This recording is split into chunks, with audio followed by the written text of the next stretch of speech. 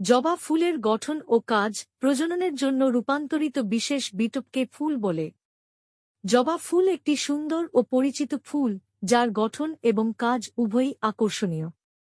এটি মালভেসি গোত্রের একটি চিরসবুজ গুল্ম, যা সাধারণত লাল, গোলাপি, সাদা বা হলুদ রঙের হয়। জবা ফুল হল একটি সবৃন্তক, সম্পূর্ণ এবং সুষম ফুল।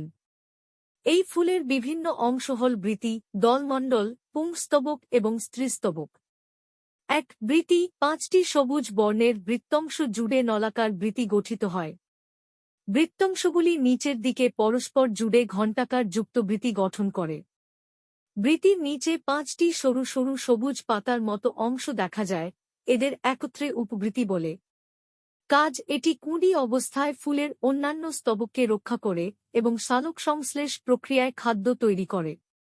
2. দলমণ্ডল 5টি লাল রঙের দলাংশ বা পাপড়ি নিয়ে দলমণ্ডল গঠিত হয়।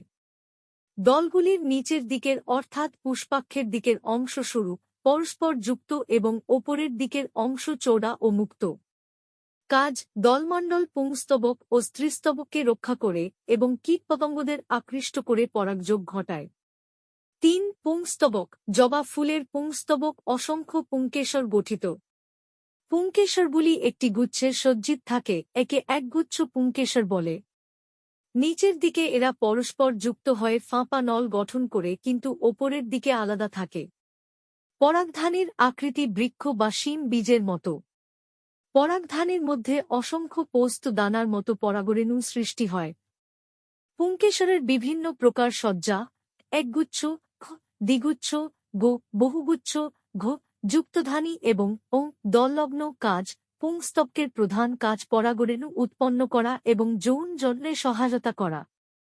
4. স্ত্রীস্তবক জবা ফুলে 5টি গর্ভপত্র পরস্পর যুক্ত হয়ে যুক্তগর্ভপত্রী স্ত্রীস্তবক গঠিত হয়। পুংকেশর চক্রের নলাকার অংশের মধ্যে গর্ভকেশর অবস্থিত। যুক্ত গর্ভপত্রের 3টি অংশ ডিম্বাশয়, গর্ভদণ্ড ও গর্ভুণ্ড। নিচের স্ফীত অংশকে ডিম্বাশয় বলে। এটি 5টি কক্ষে বিভক্ত। প্রতিটি কক্ষে ডিম্বক থাকে। ডিম্বাশয়ের ওপরে সরু দণ্ডটিকে গর্ভদণ্ড বলে। এর অগ্রভাগে 5টি গর্ভুণ্ড থাকে। গর্ভুণ্ডে যে আঠালো পদার্থ থাকে তার মধ্যে পরাগরেণু আটকে থাকে। কাজ স্ত্রীস্তবকের প্রধান কাজ হল ডিম্বাণু উৎপাদনের মাধ্যমে যৌন জননে অংশগ্রহণ করা এবং ফল ও বীজ সৃষ্টি করা।